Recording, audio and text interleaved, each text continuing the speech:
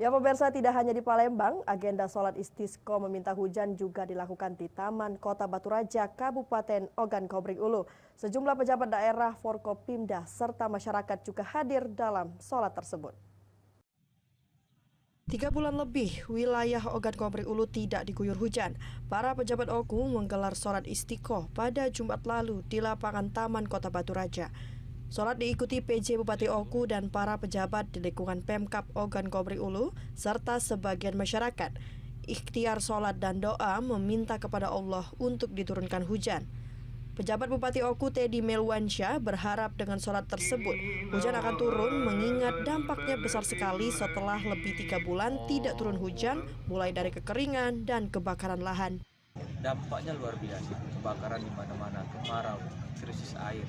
Nah, ini adalah ikhtiar sama-sama kita, usaha doa kita sama-sama bahwa mudah-mudahan dengan sholat istisqa ini Allah segera menurunkan rahmatnya, anugerahnya berupa hujan di Kabupaten Ogan Komering.